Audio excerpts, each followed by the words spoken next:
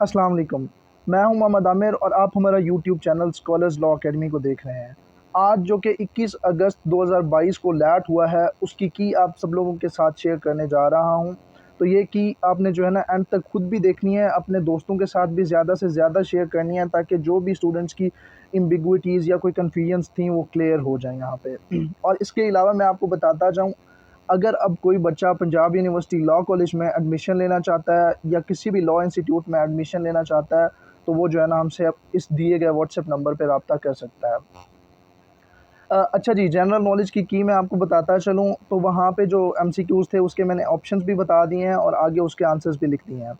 Seats of national assembly are distributed on the basis of population. जितनी जिस province की population होगी उतना उसको सीट्स मिलेंगी।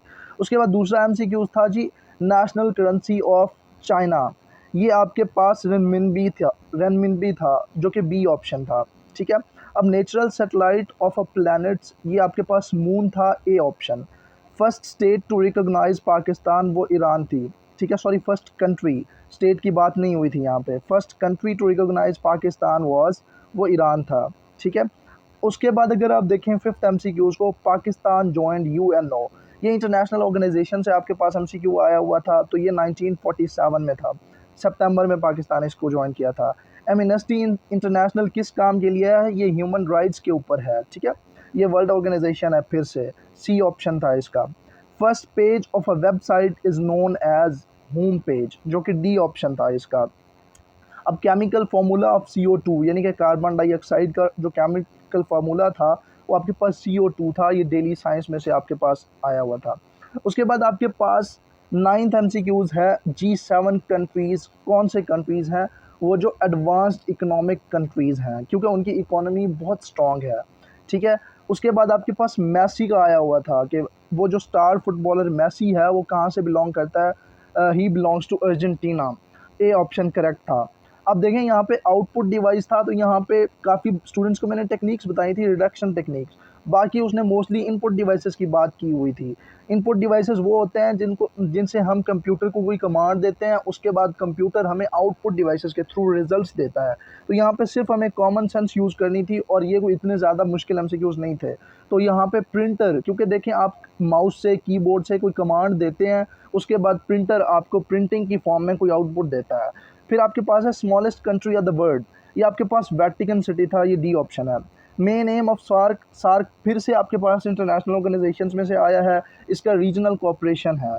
नेल्सन मंडेला, ये देखें आप वकील बन रहे हैं तो आपको ये इन्फॉर्मेशन होनी चाहिए थी। जिस तरह हमारे यहाँ कायद-ए-आज़म फ्रीडम फाइटर थे, नेल्सन मंडेला साउथ अफ्रीका के लिए इसी तरह का रोल रखता था और he was an advocate also, ठीक है। तो ये आपके पास डी ऑप्शन इसका करेक्ट बनता है। अब देखें सन बाथिंग, ये कॉमन सेंस का एमसीक्यूज था, विटामिन डी का सोर्स होता है। हम हमेशा कहते हैं कि जी सर्दियों में आपने धूप के नीचे बैठना है। धूप किस चीज़ का सोर्स है? विटामिन डी का। तो धूप कहाँ से आ रही है? सन से आ रही है, जो कि कॉमन सेंस है। अब Pakistan is in south Asia में है पाकिस्तान। ये मैंने आपको पाकिस्तान की जियोग्राफी जब बताई थी तो अपने यूट्यूब के लेक्चर में ही अपलोड किया था। आईसीसी किस चीज़ का एक्रोनियम है, किस चीज़ की शॉर्ट फॉर्म है, इसकी लॉन्ग टर्म फॉर्म क्या है, ये मैंने आपको एब्रीवेशंस में भी कराया था अपने सब तमाम स्टूडेंट्स को, और जो मैंने यूट्यूब पे लेक्चर्स अपलोड किए हैं वहाँ पे भी बताया हुआ है। International cricket council. अब यहाँ अगला एमसीक्यू फिर से कैपिटल से आता है जी। London is a capital of England, C option था ये। अच्छा, heavenly bodies rotating around the sun, ये प्लैनेट्स होते हैं, ठीक है। अब आगे उसने फिर से कॉन्टिनेंट के बारे में पूछ लिया जी। डार्क कॉन्टिनेंट कौन सा है? वो अफ्रीका कॉन्टिनेंट है, बी ऑप्शन उसका सही है। उसके बाद हम अपने पार्क स्टडीज़ के एमसीक्यूज़ के ऊपर आते हैं, तो यहाँ पे भी कोई मुश्किल एमसीक्यूज़ नहीं थे, सारी टेक्निक्स और कॉमन सेंस यूज़ हो रही थी, जो कि मोस्ट ऑफ द स्टूडेंट्स ने शायद यूज़ नहीं की या वो कोलैप्स कर गए हैं।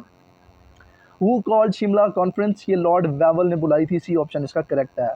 Largest population employed in the sector of Pakistan, ये देखें ना एग्रीकल्चर है हमारा मेन प्रोफेशन, या मोस्टली जो लोग करते हैं। 60% of the population of Pakistan is in touch with the agricultural profession, ठीक है। तो ये आपको आराम से आ जाना चाहिए था। इंडिया ने पार्टीशन के टाइम पाकिस्तान को 720 जो है ना मिलियंस दिए थे, जो कि 0.75 बिलियंस बनते हैं, ठीक है। ये थोड़ा सा उसने आपकी जो है ना साइकी के साथ खेला है और यहाँ पे काफ़ी सारे बच्चे फिर से कंफ्यूज हो गए होंगे। ये सी ऑप्शन इसका करेक्ट है। आगे है जी मोहनजोदड़ो किस जो है ना लैंग्वेज का वर्ड है, तो मुझे जहाँ तक इसके एविडेंसेस मिले हैं ये सिंधी ज़ुबान का वर्ड है और इसका डी ऑप्शन करेक्ट था, ठीक है। लेकिन मैं यहाँ पे कंफर्म नहीं हूँ, लेकिन 90% यही ऑप्शन है, ठीक है।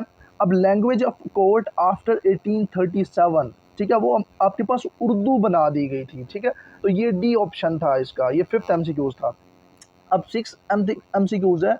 On the basis of physical features Pakistan को हम कितने पार्ट्स में डिवाइड करते हैं, ये 6 पार्ट्स में है, ये डी ऑप्शन है, ये मैंने कंफर्म करके देखा हुआ है। Presiding officer of national assembly of Pakistan, ये देखें ना, ये आपको करंट अफेयर से भी याद रखना चाहिए था।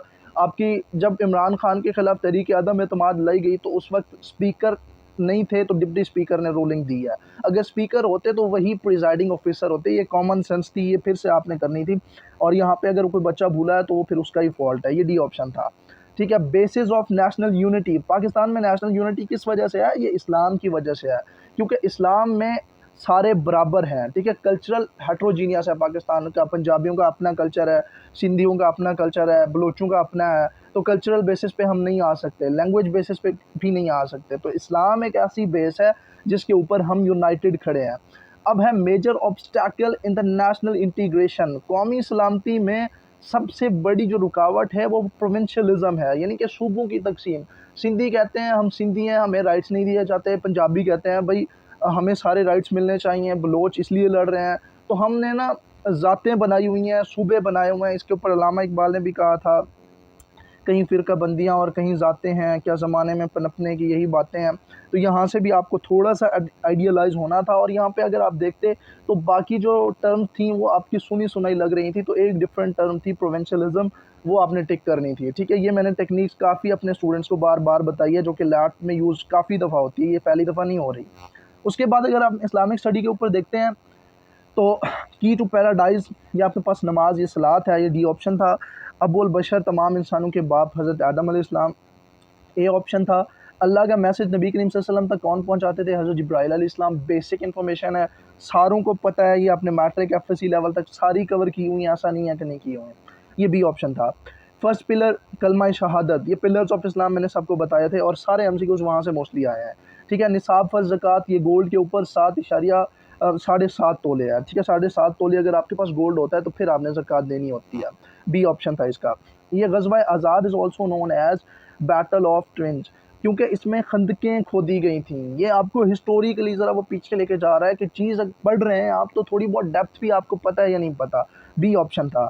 लिटरल मीनिंग ऑफ ज़कात, ये टू प्योरीफाई होता है, नो ऑप्शन मैच, यहाँ पे कोई ऑप्शन मैच नहीं कर रहा था, लेकिन मेरे ख्याल से उसने जिस सेंस में दी है कि हम अगर ज़कात देते हैं तो हमारे माल में अल्लाह ने कहा जी इजाफा होता है, तो इंक्रीज एक सेंस में हो सकता है, लेकिन यहाँ पे लिटरल मीनिंग प्योरीफाई होता है, जो कि ऑप्शन नहीं था, ठीक है।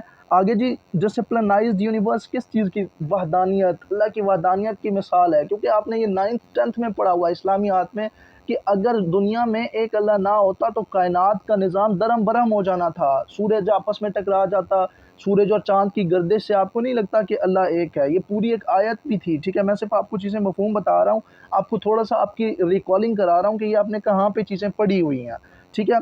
तो ये चीज़ हो गई। आगे है जी फर्स्ट रेवोल्यूशन कितने आयात पे कंसिस्ट करती थी, वो 5 आयात थी, आपके पास डी ऑप्शन था। यूनिवर्सल रिसालत हज़रत मोहम्मद सल्लल्लाहु अलैहि वसल्लम के लिए थी, क्यों, बाकी जितने भी अम्बिया आए थे वो किसी ख़ास कौम के लिए थे, लेकिन नबी करीम सल्लल्लाहु अलैहि वसल्लम तमाम जहानों के लिए अम्बिया बनाए गए थे, इसलिए यूनिवर्सल रिसालत का मतलब भी यही है। ये तो हमारी अब की वीडियो थी, मैंने सोचा ये लंबी हो जाएगी, इसलिए मैंने आपको शॉर्ट टर्म के ऊपर वीडियो पढ़ाई है। इसके बाद पार्ट 2 में हम मैथ्स को, इंग्लिश को और बाकी जो उर्दू का पोर्शन है उसको डिस्कस करेंगे। तब तक के लिए अपना बहुत ख्याल रखिएगा, मुझे दीजिए इजाज़त, अल्लाह हाफ़िज़, बहुत शुक्रिया।